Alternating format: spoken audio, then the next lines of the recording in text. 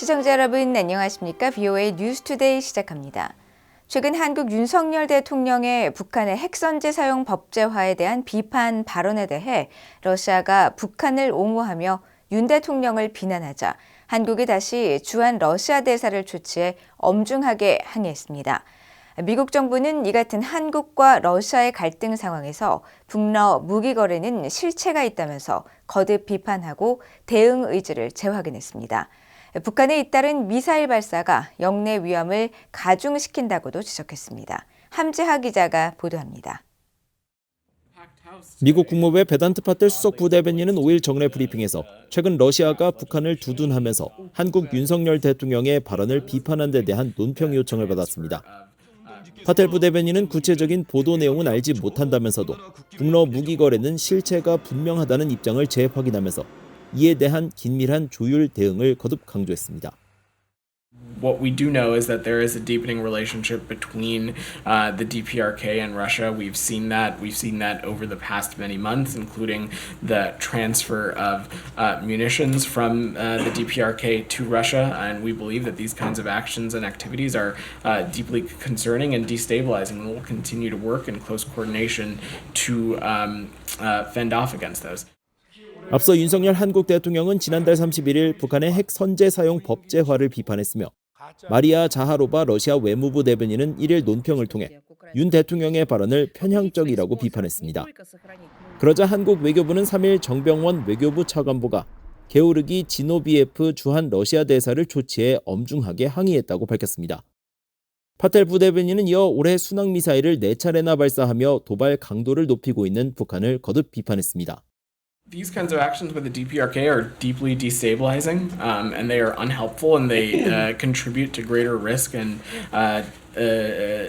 risk in the region. And so we'll continue to coordinate closely, trilaterally with the ROK and Japan when it comes to pushing back on some of these malign and destabilizing actions. 패트릭 라이더 미국 국방부 대변인도 이날 정례 브리핑에서 최근 북한의 잇단 순항미사일 발사와 관련해 매우 면밀히 주시하고 있다면서 미한일 3국 간 협력의 중요성을 강조했습니다.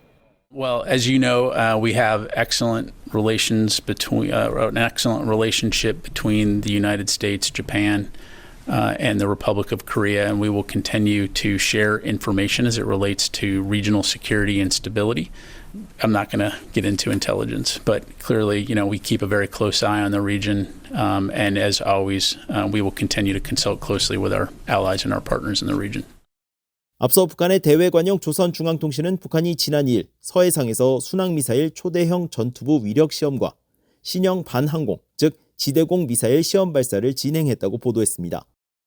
북한이 지대공 미사일을 시험 발사했다고 발표한 것은 2021년 9월 30일 이후 약 2년 만으로 전문가들은 최근 북러 군사협력 분위기 속에서 러시아와의 협력 여부를 주목하고 있습니다. VOA 뉴스 함지아입니다. 도널드 트럼프 전 대통령이 대통령 선거에서 다시 당선되면 북한 핵 문제와 관련해 무모한 협상을 임기 초에 할 수 있다고 존 볼튼 전 백악관 국가안보보좌관이 전망했습니다.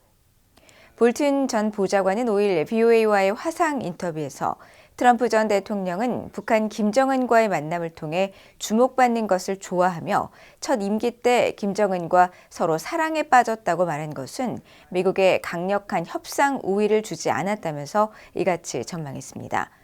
볼튼 전 보좌관은 또 북한과 러시아의 관계가 수십 년 만에 가장 긴밀해 북한의 입지가 강화됐다면서 그 결과 중국은 핵 문제 등에서 북한에 더 유화적인 태도를 취하게 될 것이며 동북아시아의 불안정과 위험은 더욱 가중될 것이라고 분석했습니다. 볼튼 전 보좌관은 이어 북한 비핵화 문제에 대해서는 목표를 포기해서는 안 되며 북한과 중국의 위협에 대응해 미한일 3국이 더욱 긴밀히 협력해야 한다고 강조했습니다. 북한 인권운동이 시작된 지 거의 30년이 되어가면서 인권단체들도 새로운 세대가 적극 활동을 하고 있습니다. 1세대가 기록한 보고서를 바탕으로 최신 기술을 동원한 시각화와 국제법에 대한 전문성, 특히 유창한 영어로 무장한 청년들이 북한 인권 캠페인을 창의적으로 주도하고 있습니다. 최근 국무부가 워싱턴에서 주최한 회의에 참석한 뒤 VOA를 찾은 청년 리더들을 김영권 기자가 만났습니다. 북한 인권단체 관계자들은 최근 미국 국무부 초청 회의에 참석한 뒤 VOA를 방문했습니다. 이들은 지난해 뚜리디로 공개돼 큰 반향을 일으켰던 북한 구금시설 내 상황과 위성기술을 활용해 제작한 지도 등을 언급하면서 최근 북한 인권 관련 활동 방식의 변화를 설명했습니다. 시각적 효과를 강화한 이런 시도는 북한 정권의 잔혹성을 잘 보여줘 북한 인권 문제에 대한 일반인들의 이해를 크게 높였다는 평가를 받고 있습니다. 최대한 그 많은 진술들과 다이어그램을 통해서 저희가 축적한 내용을 시각화하려고 한 노력이다 보니 저희가 뭐 이렇게 감사하게도 뭐 여러 미디어에서 관심을 받게 되었고 이게 북한 인권에도 좀 더 관심을 가져올 수 있다고 생각을 합니다. 네. 북한 인권 운동이 30년 가까이 되고 새로운 세대들이 적극 활동에 나서면서 캠페인 방법도 다양해지고 있습니다. 하버드 대학과 옥스퍼드 대 등에서 국제법 등을 공부하고 영어도 유창해 전문성을 갖춘 인재들이 북한 인권 1세대로부터 바통을 이어받으면서 새로운 시도가 이어지고 있습니다.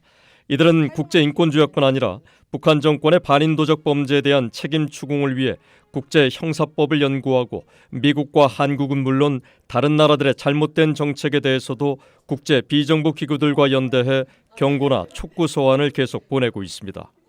또 미국 의회 청문회에 출석해 영어로 탈북민들의 상황과 중국 정부의 국제법 위반 행위를 상세하게 지적하고 유엔 인권이사회 등 유엔 기구가 실시하는 북한 보고회에 참석해 발언권을 적극 행사하고 있습니다. 중국 UPR 같은 경우도 과거에 이제 그런 한국 NGO, 북한 인권 NGO들이 목소리를 낸 적이 없었는데 그만큼 이제 북한도 북한이지만 이건 사실 COI 보고서에 명시된 내용이거든요. 근데 그런 유엔의 그런 이제 특별 절차라든가 뭐 조약기구 UPR뿐만 아니라 이제 어제 있었던 이제 여기 미 의회에서의 CCC 청문회 같은 경우에도 계속 이제 중국의 책임에 대해서도 문제 제기를 한 게 중요한 것 같습니다. 이제는 젊은 세대들은 북한 인권 문제를 그 지역적인 문제로 보는 것이 아니라 좀 더 보편적인 관점에서 인권이라는 측면에서 공감을 하고 여기에 해결하고 싶다라는 의지가 있는 것 같아요. 이런 새로운 캠페인은 대부분 1980년에서 90년대 출생한 젊은 인권 전문가들이 주도하고 있습니다. 창립된 지 20년이 넘은 한국의 북한인권정보센터의 새로운 센터장은 올해 30살의 옥스퍼드 대학원 출신의 송한나 국제 디렉터가 최근 맡게 됐습니다. 저희가 다음 세대라고 얘기했었을 때 선배들의 이런 기록화 작업이 없었었다면 이 자리에 없었을 것 같다는 생각도 많이 듣고 있고 앞으로는 이제 다양한 방법으로 그냥 북한 실태가 나쁘다가 아니라 그럼 이거에 대해서 우리가 어떤 액션을 취할 수 있을지가 저희 세대의 이 앞으로 해야 될 일이 아닌가라고 생각을 하고 있고. 북한인권정보센터를 설립한 윤여상 전 소장은 VOA에 젊고 유능한 인재들이 전문성과 창의성을 갖고 북한 주민들의 인권 개선을 위해 노력하는 모습 자체가 의미가 크다며 선배들은 기쁜 마음으로 이런 변화를 응원할 것이라고 말했습니다. VOA 뉴스 김영권입니다. 미국 국무부는 중국의 탈북민 강제 북송에 대해 심히 우려한다는 입장을 밝혔습니다. 5일 국무부는 최근 유엔의 중국에 대한 4차 보편적 정례인권 검토 UPR과 미국 의회의 중국 인권 검토 청문회에서 탈북민 강제 북송 문제가 제기된 것과 관련한 VOA의 논평 요청에 송환된 탈북민들은 고문과 강제 낙태, 강제 노동과 처형 등 가혹한 처벌에 노출돼 있는 것으로 알려져 있다며 이 같은 우려를 밝혔습니다. 국무부는 또 중국의 1951년 난민지위 관련 협약과 1967년 의정서 그리고 고문 방지 협약에 따라 강제 송환 금지 원칙을 준수할 것을 중국에 촉구하고 이어 중국은 탈북민들에게 적절한 보호를 제공하고 탈북민들이 원할 경우 안전한 제3국으로의 이동을 허용해야 한다고 강조했습니다. 국제해사기구 IMO의 고유번호를 감춘 채 운항하는 이 북한 선박이 새해에도 계속 포착되고 있습니다.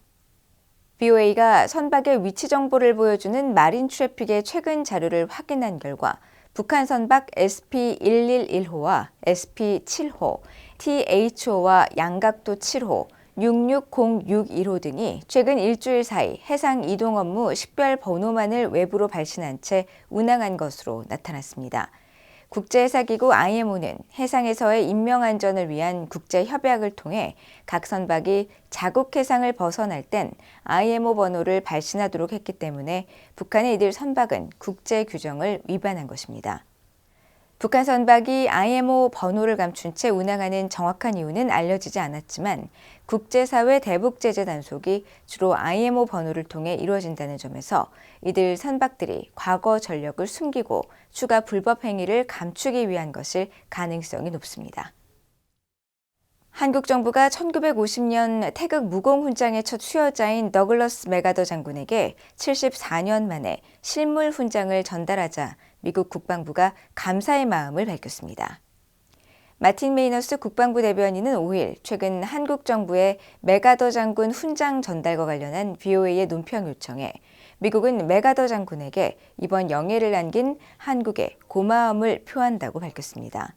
그러면서 로이드 오스틴 국방장관이 지난해 서울 방문에서 말했듯이 70여 년 동안 유엔군 사령부와 회원국들은 한반도의 평화와 안정을 유지해왔으며 현재 또 향후 수십 년간 지속적인 평화를 위해 함께 노력할 것이라고 했습니다. 앞서 이번 실물 훈장이 보관될 맥아더 기념관의 아만다 윌리엄스 관장은 지난 2일 BOA에 한국 정부가 잊지 않고 훈장을 수여한 것은 맥아더 장군의 공헌만 아니라 미국과 한국이 공유하는 역사를 상기하는 엄청난 의미를 지닌다고 설명했습니다. 한국 국방부는 지난달 28일 미국 버지니아주 노퍽시에 있는 맥아더 기념관에서 초대 유엔군 사령관으로 한국전쟁 당시 인천 상륙작전 등을 지휘한功로로 1950년 9월 서울 수복 후 당시 이승만 대통령으로부터 태극 무공훈장을 받았던 더글러스 맥아더 장군에게 바치는 실물 훈장을 케네스 알렉산더 노퍽 시장에게 전달했다고 밝혔습니다. 이상으로 BOA 뉴스투데이를 모두 마칩니다. 시청해주신 여러분 고맙습니다.